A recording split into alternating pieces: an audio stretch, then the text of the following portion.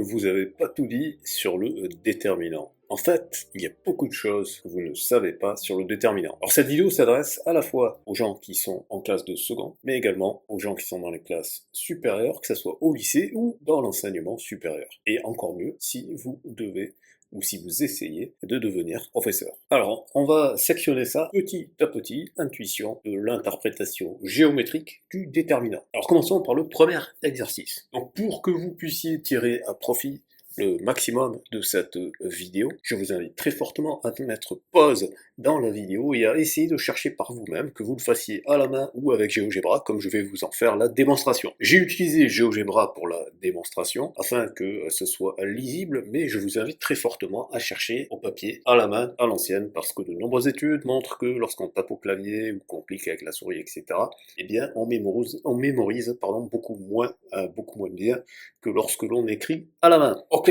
alors, dans ce premier exercice, ce qu'on va faire, c'est qu'on va se placer dans un repère orthonormé, donc classique, OIJ.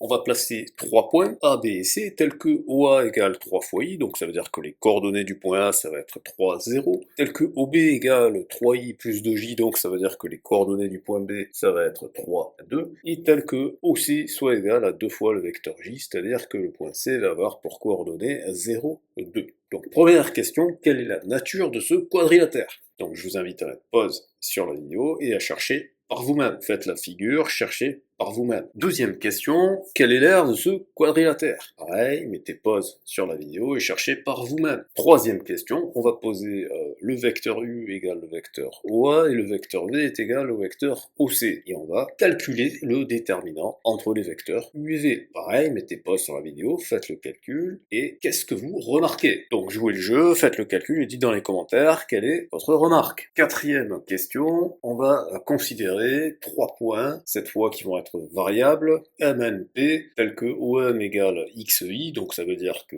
M est sur l'axe des abscisses, ON égale YJ, donc ça veut dire que N est sur l'axe des ordonnées, et OP égale XI plus YJ, donc ça veut dire qu'il est ni sur l'axe des abscisses, ni sur l'axe des ordonnées. Donc, quelle est la nature du quadrilatère OMPN? Attention, l'ordre est important. OMPN. Pareil, mettez pause sur la vidéo, donnez une formule. Là, étant donné qu'on n'a pas donné de valeur à x, y, forcément, ça va être une formule qui dépend de x et y. Calculez donc son R. Son R va dépendre de la formule. Hein. Le type du quadrilatère, ça dépend pas de x et y, mais le calcul de son R va dépendre de x et y. Dernière question, calculez le déterminant entre les vecteurs OM et ON. Donc pareil, mettez pause dans les commentaires, et forcément, ça va dépendre de x et y. Et la dernière question, qu'est-ce que vous remarquez? Alors, on va passer sur GeoGebra. J'ai déjà fait la figure. Ce que je vais faire, c'est que je vais lancer le protocole de construction de la figure et je vais le commenter. Alors évidemment, pour x et y, pour les dernières questions, forcément j'ai dû attribuer des valeurs à x et y, donc ce ne sont pas des valeurs magiques, c'était juste parce que pour GeoGebra, il faut bien que je donne une valeur pour qu'il puisse représenter. On va voir que je peux déplacer les objets, donc ça ne dépend pas de la valeur. Allez, on est parti. Donc là, simplement, on construit les vecteurs, je mets les couleurs, je mets des étiquettes pour que ça soit plus agréable à lire. Donc on voit que OABC est un rectangle, l'aire d'un rectangle c'est largeur fois longueur, donc ici dans ce cas-là ça fait 6. On place les vecteurs avec leurs couleurs, leurs étiquettes, on calcule le déterminant et on obtient également 6. Donc ce qu'on peut remarquer, c'est qu'on a le même résultat quand on calcule l'aire ou quand on calcule le déterminant des deux vecteurs.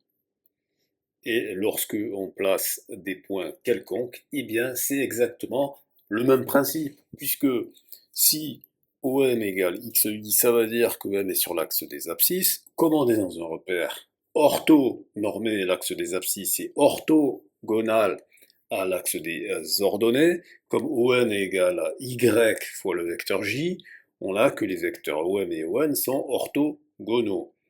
Ok? Comme OM et ON ont des normes différentes, le quadrilatère engendré par ces deux vecteurs est donc un rectangle. L'aire d'un rectangle, c'est longueur fois largeur. Donc ce qu'on vient de voir, c'est que lorsque l'on a deux vecteurs qui sont orthogonaux, eh bien, le calcul de l'aire du rectangle engendré par ces deux vecteurs revient simplement à calculer le déterminant entre ces deux vecteurs.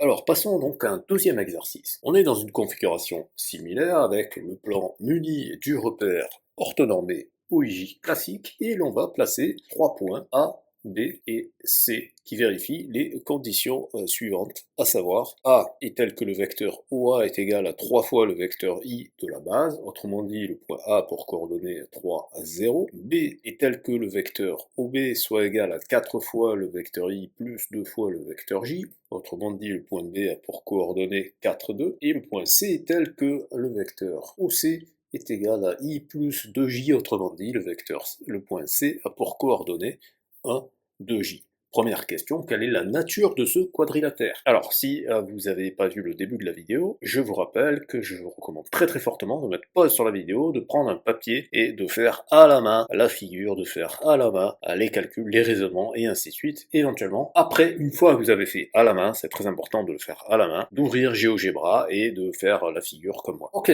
alors, dites-moi dans les commentaires quelle est votre réponse. Deuxième question, on va rajouter 2 points, les points D et E, tel que le vecteur OD soit égal à 3 fois le vecteur I plus 2 fois le vecteur J, autrement dit les coordonnées du point D sont 3, 2, et le point E tel que le vecteur OE est égal à 2 fois le vecteur J, autrement dit les coordonnées du point E sont 0, 2, c'est-à-dire qu'il est sur l'axe des ordonnées. Question, quelle est la nature du quadrilatère OADE? Pareil, mettez pause sur la vidéo, faites votre recherche sur votre papier, dites-moi dans les commentaires quelle est votre réponse. Une fois que donc vous avez déterminé quelle est la nature de ce quadrilatère, calculez son aire. Question numéro 3. On va calculer le déterminant de OA-OE. Alors attendez, il y a une petite faute de frappe, on va corriger ça immédiatement. C'était sur la troisième question. Ici, il y a une fermeture de parenthèse qui a été oubliée. On va mettre ça à jour immédiatement en direct. Voilà, donc on passe à l'exercice 2, c'est là qu'on était, et c'était la question 3. Voilà, donc on calcule le déterminant entre OA et OE. Et la question, c'est qu'est-ce que vous remarquez? Donc pareil, faites le calcul par vous-même et vous me dites dans les commentaires. Alors maintenant, question numéro 4, on va comparer les triangles ABD et CEO. Qu'est-ce que vous remarquez? Pareil, dites-le dans les commentaires. Et à partir de cette constatation, qu'est-ce que vous pouvez en déduire concernant l'aire du quadrilatère OABC de la question 1? Cinquième question, on va calculer le déterminant entre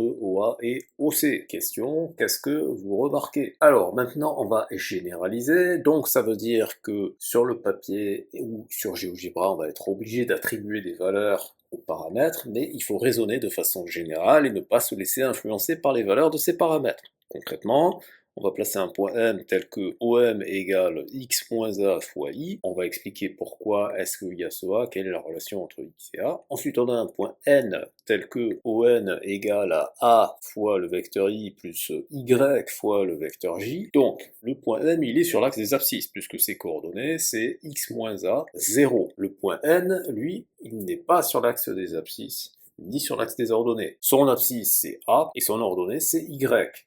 Et le point P, c'est le point qui vérifie OP égale x fois le vecteur I plus y fois le vecteur J, autrement dit, ses coordonnées sont x, y. Mais OP, en fait, c'est littéralement la somme de vecteurs OM et vecteurs ON. Hein. Si vous faites la somme, x moins A plus A, ben, ça fait x. Et 0 plus y, ben, ça fait y. Voilà pourquoi est-ce qu'on a fait x moins A et A. Essayez d'interpréter cette information géométriquement. Et c'est justement la question à qui est posée, puisque la nature du quadrilatère OMPN dépend de l'interprétation des coordonnées précisées.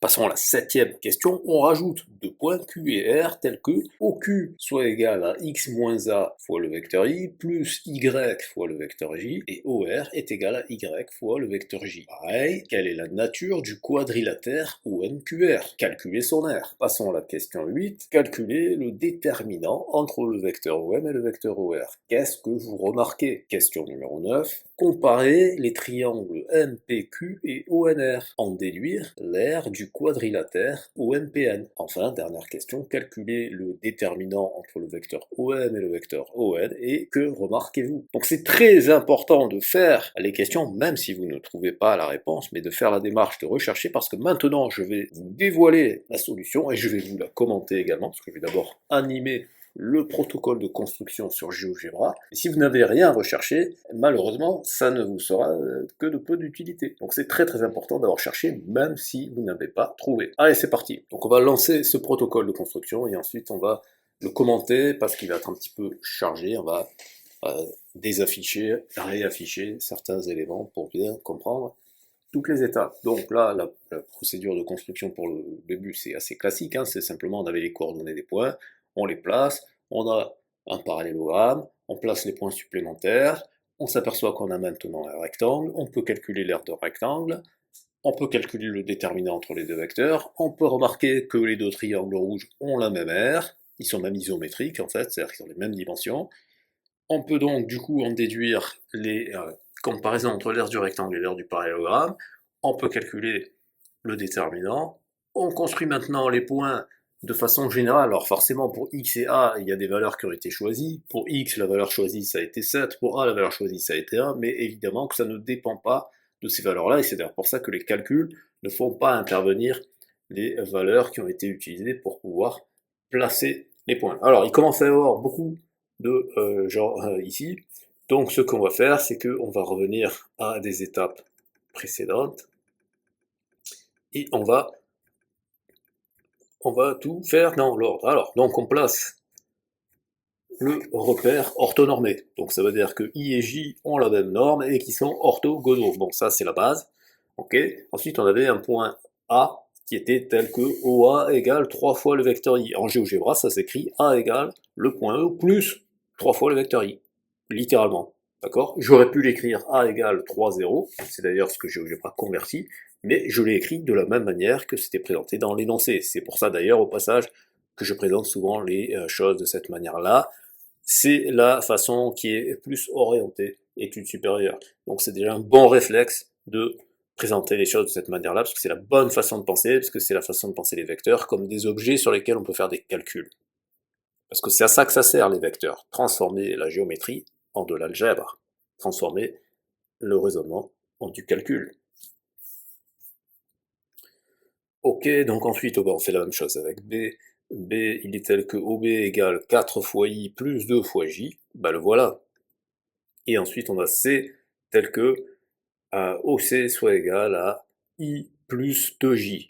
Donc là on a nos 4 points que l'on va relier et on observe qu'on a bien un parallélogramme. Alors pourquoi est-ce qu'on a bien un parallélogramme? On pourrait tout à fait calculer les coordonnées. En fait, pour prouver qu'on a bien un parallélogramme, il faudrait montrer que que OC est égal à AB, ou alors que OA plus OC est égal à OB. Bon, ben, OA plus OC égale à OB, c'est évident, puisque on a OA c'est 3I, OC c'est I plus 2J, donc ça nous fait bien 4I plus 2J qui correspond à OB. Voilà, donc ça c'est clair, net et précis. Maintenant on place le point D tel que OD soit égal à 3I plus 2J, donc 3I plus 2J, c'est littéralement 3i la même abscisse que A, et 2j la même ordonnée que C. Donc, D, il est bien sur CB. Pour E, c'est encore plus facile, puisque c'est OE égale 2j, donc il est sur l'axe des ordonnées avec la même ordonnée que C. Donc, naturellement, puisque on a OA qui est sur l'axe des abscisses et que OE est sur l'axe des ordonnées, on a affaire à un rectangle. Donc on peut calculer son R, c'est longueur fois largeur. Boum. Donc ici, ça nous fait 3 fois 2, 6. On peut calculer le déterminant entre OA et OE, d'accord, qui sont deux vecteurs orthogonaux, et on fait le calcul du déterminant et on obtient 6. Donc on obtient la même valeur pour le déterminant de ces deux vecteurs que pour le rectangle qui a été engendré par ces deux vecteurs. Ça renvoie à l'exercice 1. La nouveauté maintenant de cet exercice 2, c'est que ce qu'on cherche à déterminer, c'est l'aire du parallélogramme. Alors bien sûr, vous pouvez utiliser la formule du collège, l'aire du parallélogramme c'est base fois hauteur, mais pourquoi est-ce que c'est vrai? Ben, c'est vrai parce que on a l'égalité entre ces deux triangles. Parce que la différence qu'il y avait entre le parallélogramme et le rectangle, c'est que si vous voulez, en partant de la figure du départ du rectangle, on a fait un décalage vers la droite. D'accord? On a retiré la longueur EC, on a fait un glissement. Voilà. Ou si on veut le voir de façon plus visuelle, on a fait translater le triangle rouge CEO par le vecteur OA, ce qui nous amène au triangle ABD. Le triangle ABD peut être vu comme l'image par la translation de vecteur OA du triangle CEO. Donc ici, on a que ABD égale CEO, donc puisque ABD égale CEO, l'aire de OADE est la même que l'aire de OABC. Donc l'aire du parallélogramme est bien la même que l'aire du rectangle. Le calcul du déterminant entre le vecteur OA et le vecteur OC nous donne naturellement le même résultat. Maintenant on généralise, on place un point M, x moins a. Alors x moins a sur cette figure c'est 6, parce que x c'est 7 et que a c'est 1. N, ses coordonnées c'est a, y, et donc ici a il vaut 1, y il vaut 3. Et P, ses coordonnées, c'est x, y, donc x vaut 7, et y vaut 3. Donc on a bien un parallélogramme, d'accord, pour les mêmes raisons, hein, parce qu'en fait, si on fait OM plus ON, ça fait exactement OP, ok. Et donc on fait la même chose que tout à l'heure, c'est-à-dire qu'on va chercher le point qui a la même abscisse que M sur la droite PN, donc ici c'est Q, d'accord, qui va avoir pour abscisse x moins a et pour ordonnée y, et ensuite on place R qui va avoir la même ordonnée que N et qui est sur l'axe des ordonnées. Donc c'est-à-dire que OR égale Y fois J. Donc pour les mêmes raisons que tout à l'heure, OPQR est un rectangle, puisque OM est sur l'axe des abscisses et que OR est sur l'axe des ordonnées. L'aire d'un rectangle, c'est longueur fois largeur, et c'est comme ça qu'on va pouvoir le déterminer. OM fois OR, OM c'est exactement X moins A, et OR c'est exactement Y, d'où la formule, l'aire du rectangle OMQR égale X moins A fois Y. On calcule le déterminant entre le vecteur OM et le vecteur OR, et là encore une fois, on retrouve la même formule, X moins A fois Y.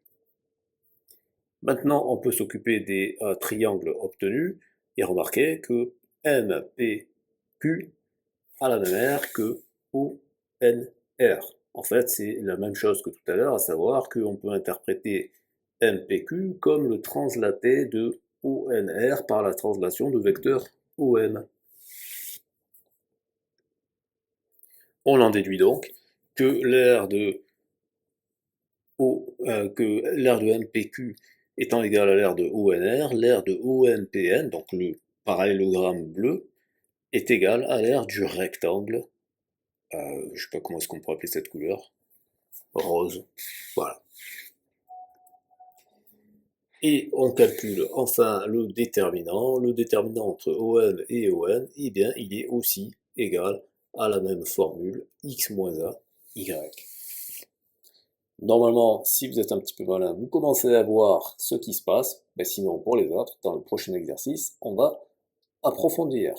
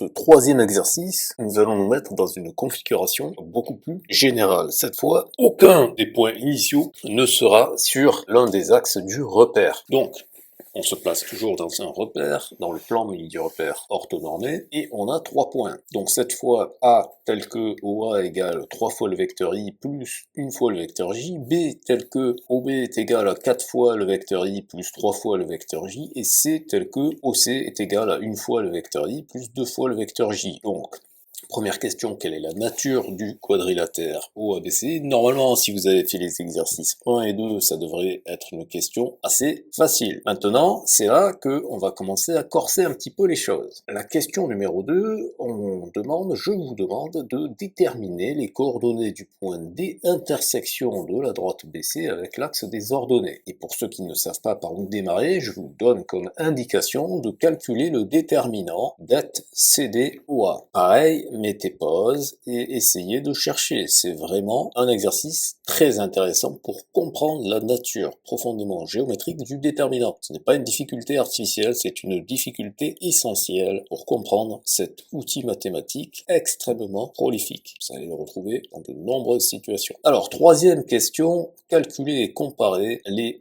déterminants det OA OC et det OA OD. Que remarquez-vous? Dites-le dans les commentaires. Quatrième question, déterminer les coordonnées du point E tel que E égale OD. Donc ça sous-entend d'avoir calculé correctement les coordonnées du point D à la question 2. Sinon, vous ne pourrez pas placer le point E. En déduire la nature du quadrilatère OAED. Cinquième question, on rajoute deux nouveaux points. F et G tel que OF égale 3i et tel que OG égale 3i plus 5 tiers de J. Quelle est la nature du quadrilatère OFGD? Calculer son aire. Sixième question. Comparer les triangles OFA et DEG, en déduire l'aire du quadrilatère OAED. Quadrilatère dont on avait déterminé sa nature dans la question 4. Question 7. Comparer les triangles ABE et COD, en déduire l'aire du quadrilatère OABC, qui est le quadrilatère initial dont on s'intéresse à l'aire. Maintenant, question 8, on va faire la généralisation. Donc on introduit des paramètres. Pareil, lorsqu'on fait une figure, on est obligé de donner une valeur à ces paramètres. Donc ne vous laissez pas influencer par la valeur des paramètres que vous utilisez pour faire la figure, que ce soit sur le papier ou sur GeoGebra. Donc on considère Mn et P, 3 points tels que ON égale AI plus CJ, ON égale BI plus DJ, OP égale A plus B, le tout fois I, plus C plus D, le tout fois J. Il y a un Y, mais c'est une faute de frappe. Je vais le corriger immédiatement, je ne l'avais pas vu. Voilà, ici, il ne va pas y avoir de Y. Alors, on va mettre ça à jour immédiatement. On revient sur l'exercice 3, et vous voyez, il n'y a plus de Y, ok? Donc, je répète, OM a pour coordonnées A et C, ON a pour coordonnées B et D, et OP a pour coordonnées A plus B, C plus D. Déterminer les coordonnées du point Q, intersection de la droite NP avec l'axe des ordonnées. Pareil, je vous donne une indication si vous ne savez pas comment démarrer. Calculer le déterminant NQOM. Neuvième question. Calculer le déterminant OM et ON, puis OM et OQ. Que remarquez-vous? Question numéro 10. Déterminer les coordonnées du point R tel que vecteur MR égale vecteur OQ. Question numéro 11, on rajoute deux nouveaux points. Placer les points S et T tels que OS égale AI et tel que ST est égal à OQ. En déduire la nature du quadrilatère OSTQ et calculer son aire. Question numéro 12, comparer les triangles OMS et QTR. En déduire l'aire du quadrilatère OMRQ. Et enfin, 13e et dernière question, comparer les triangles NPR et ONQ. En déduire l'aire du quadrilatère ONPN, qui est celui qui nous intéressait. Alors c'est un exercice qui peut être difficile si on ne fait pas correctement les choses, si on n'a pas une bonne vision géométrique, mais c'est un exercice extrêmement formateur, puisque c'est l'exercice qui vous permet de comprendre la nature profondément géométrique du déterminant. Alors j'insiste là-dessus, faites la recherche tout seul, même si ça peut vous prendre un certain temps, avant de consulter la solution. Parce que si vous consultez la solution, vous n'aurez pas intégré la difficulté et la compréhension profonde de ce que ce concept implique. Allez, on est parti. La figure étant très chargée, les dernières formules, je ne les ai pas écrites, je vais vous les expliquer oralement. Alors, je lance l'animation de la construction et ensuite je vais détailler parce qu'il y a beaucoup de choses à détailler. Donc là, on construit le repère orthonormé, les vecteurs de la base, donc ça c'est classique, vous commencez à avoir l'habitude. On place le point A selon ses coordonnées, le point B selon ses coordonnées, le point C donc ces coordonnées, on trace, et évidemment sans surprise on obtient un parallélogramme, on calcule le déterminant pour pouvoir déterminer l'intersection avec l'axe des ordonnées. On calcule le déterminant pour calculer l'aire du parallélogramme. On a un deuxième parallélogramme, et là on a un rectangle. Donc il nous a fallu faire deux modifications avant d'obtenir le rectangle, contrairement aux situations précédentes. On fait les comparaisons d'aire des triangles, on fait les nouvelles comparaisons d'aire des triangles, et on obtient l'aire souhaitée. Donc les deux parallélogrammes et le rectangle ont tous les trois la même aire, 5. Maintenant on passe à la version généralisée. Donc vous voyez apparaître des curseurs et des formules un petit peu plus complexes qu'on va expliquer, n'ayez pas peur, c'est la même chose, simplement on a généralisé avec des paramètres.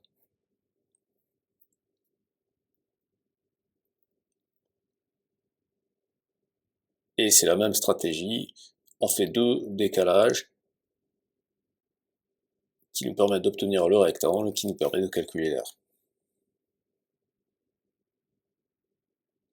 Voilà, donc on va revenir au début et on va détailler.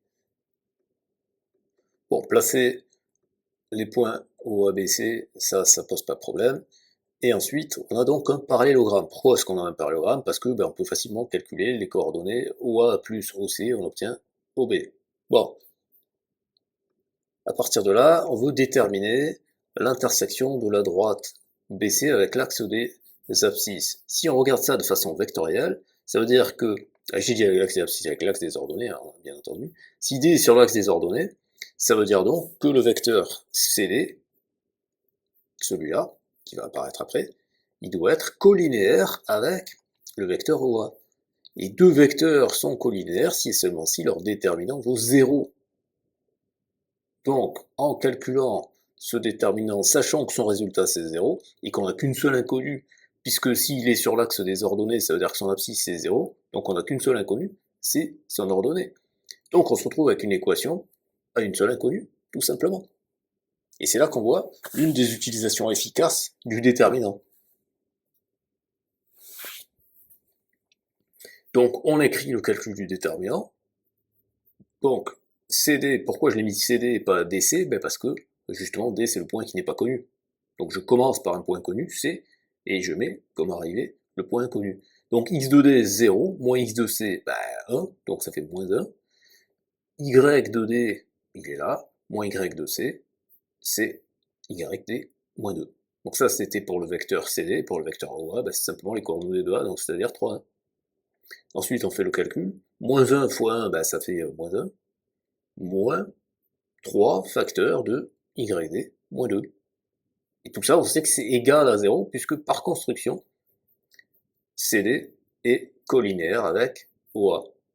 Donc puisque ça c'est égal à 0, on en déduit YD moins 2 égale moins 1 tiers, et on fait passer le 2 de l'autre côté, et 2 moins 1 tiers, ça fait 5 tiers. Voilà comment est-ce qu'on obtient l'ordonnée du point D. 5 tiers, pour rappel, c'est 1 plus 2 tiers. Ça fait à peu près 1,67, d'où l'approximation de GeoGebra. Ok? Et ici, on a le vecteur U, qui est le vecteur OD. Et là, on a le tracé en pointillé du vecteur CD. D'accord? Donc en fait, qu'est-ce qu'on a fait? Simplement, on a translaté C jusqu'à atteindre l'axe des ordonnées. D'accord? Mais ce vecteur-là, on ne pouvait pas le connaître. D'où l'utilité du déterminant. Ok, ensuite on calcule le déterminant entre OA et OC. Ça c'est un calcul de déterminant classique. On connaît les coordonnées du vecteur OA, c'est 3, 1. On connaît les coordonnées du vecteur OC, c'est 1, 2. On fait le calcul et ça nous donne 5. Et en fait, la morale de ces trois exercices, c'est qu'on a démontré à plusieurs reprises dans différentes configurations géométriques que le déterminant de deux vecteurs non collinéaires, ça nous donne l'aire du parallélogramme engendré par ces deux vecteurs. Et donc ça devient extrêmement efficace, on n'a plus besoin de se casser la tête à déterminer l'aire, la hauteur. La formule de base, c'est base fois hauteur pour obtenir l'aire d'un parallélogramme. Là, il suffit de connaître deux vecteurs et on peut calculer directement le déterminant et donc du coup on peut obtenir l'aire. Donc ça veut dire aussi que ça marche pour les triangles, puisque l'aire d'un triangle c'est la moitié de l'aire d'un parallélogramme. Donc l'aire d'un triangle ça devient le demi-déterminant, la moitié du déterminant entre les deux vecteurs de notre triangle. Ça devient extrêmement efficace comme outil. Voilà, donc là on fait le calcul du déterminant entre le vecteur OA et le vecteur OD, d'accord? Et on retrouve la même valeur. Pourquoi? Parce que, en fait, c'est la question d'après. Ici, on a le point E tel que AE soit égal à OD. Donc, c'est-à-dire qu'on a le parallélogramme obtenu en faisant le décalage de C sur l'axe des ordonnées. Si on a rabattu C sur l'axe des ordonnées, il faut rabattre B sur E. Donc, on a bien décalé de ce triangle-là qu'on va voir après. Voilà, donc ça, c'est la première étape. On se ramène sur l'axe des ordonnées. Après, il faut se ramener sur l'axe des abscisses. D'ailleurs, on pourrait le faire dans l'autre sens. Et donc là, on a F. En fait, si vous voulez, une autre manière de dire ça, c'est de dire que D, c'est le projeté de C sur l'axe des ordonnées, parallèlement au vecteur OA. Et F, c'est le projeté de A sur l'axe des abscisses, parallèlement à l'axe des ordonnées. Donc là, c'est le projeté orthogonal. Voilà, donc F, c'est facile, hein, il a la même abscisse que A et il a pour ordonnée 0. Et G, il est obtenu en faisant FG égale OD. On peut aussi dire qu'on peut faire DG égale OF, hein, ça revient au même. Donc du coup, cette fois, puisque on a OF qui est sur l'axe des abscisses et OD qui est sur l'axe des ordonnées, on a un rectangle, et un rectangle, on sait que son aire, c'est simplement longueur fois largeur. Et voilà. Donc l'aire du quadrilatère OFGD qui est un rectangle, bah c'est OF fois OD. OD, on savait que c'était 5 tiers ce qu'on a calculé, donc du coup on a bien 3 fois 5 tiers, ça fait bien 5. Donc encore une fois, hein, si on veut bien comprendre visuellement, ce qu'on a fait, c'est qu'on a fait glisser C sur l'axe des ordonnées, on a recompensé le décalage qu'on avait ici de ce côté-là, et ensuite on a fait glisser ce truc-là pour descendre ici, pour avoir un rectangle. Donc là, justement, on explique ce glissement. Le rectangle vert, il a la même aire que le parallélogramme avec les deux vecteurs roses, parce que on a les triangles rouges qui se superposent. Donc, à partir de l'aire du rectangle, qui est simplement longueur fois largeur, on en déduit l'aire du parallélogramme avec les vecteurs roses. Donc, c'est la même, c'est 5. Et maintenant, on remonte en faisant la comparaison des deux triangles initiaux, en disant, bah oui, les deux triangles, ils ont la même aire, donc le parallélogramme avec les vecteurs roses a la même aire que le parallélogramme initial. C'était ce qu'on cherchait.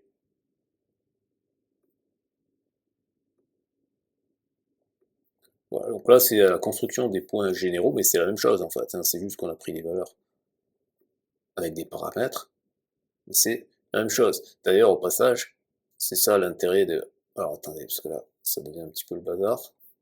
Ce que je vais faire, c'est que je vais enlever un certain nombre d'objets. Voilà, enlever ça. On va enlever ça, on va enlever ça. Pareil pour les polygones. Voilà.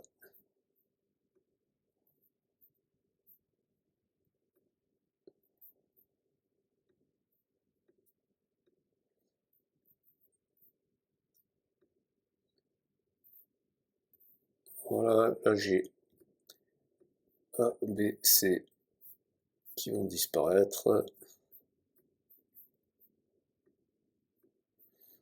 Voilà, on va faire le ménage. Et, ah ouais, E, G et F, on les enlève également. Voilà, et ah oui, j'avais un petit vecteur bâtard qui restait. Voilà, donc là, on est ici.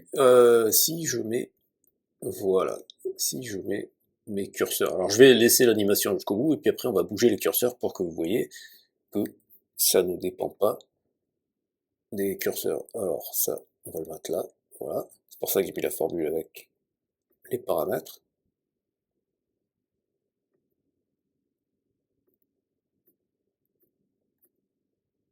Voilà.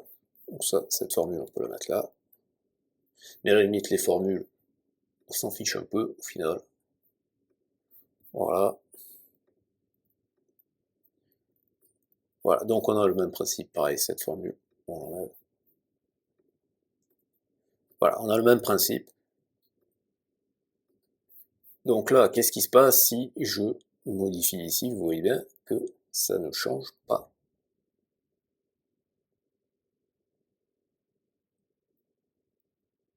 Ok, mettons-le à 12 comme ça. Là, c'est pareil. Vous voyez, alors évidemment, il ne faut pas que je dépasse ces deux-là.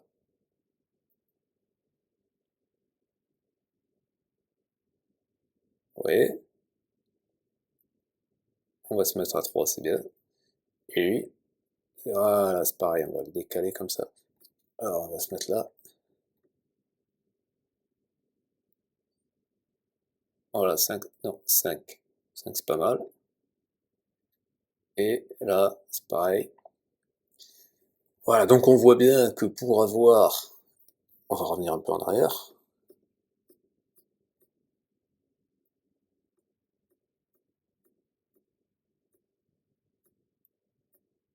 Voilà. Donc ici, l'idée, c'est de dire qu'on a un parallélogramme quelconque. Donc, on vient chercher la projection sur l'axe des ordonnées. Ensuite, on rétablit pour qu'on ait un parallélogramme avec une aire similaire, parce que comme on a fait une projection, on a fait une poche d'air ici, on a perdu cette zone-là, donc il faut la récupérer ici. Ensuite, on vient faire la projection sur l'axe des ordonnées, et ça nous donne cette fois, puisqu'on a projection sur l'axe des ordonnées, pardon, là j'ai dit des ordonnées, et ici des abscisses, on a bien un rectangle. Et on en déduit qu'on a l'égalité des aires, parce que ce rectangle-là, son aire, c'est la même que celle du parallélogramme dont il était issu. Or, ce parallélogramme dont il était issu avait la même aire que le parallélogramme initial. Donc, par transitivité, le parallélogramme initial a la même aire que le rectangle, d'où la formule. Voilà la preuve géométrique de l'intérêt du déterminant. Donc, je récapitule les choses clés ici, c'est que le déterminant entre deux vecteurs nous donne l'aire du parallélogramme engendré par ces deux vecteurs. Voilà, dites-moi dans les commentaires si ça vous a plu, si vous aimez ce format, et à très bientôt pour une prochaine vidéo. Si vous voulez prendre des cours avec moi, il suffit de m'écrire un email à professeur.glump@gmail.com. Je l'écris ici, professeur.glump@gmail.com avec l'objet professeur ou cours de maths, c'est encore mieux. Voilà, c'est tout pour aujourd'hui, à très bientôt.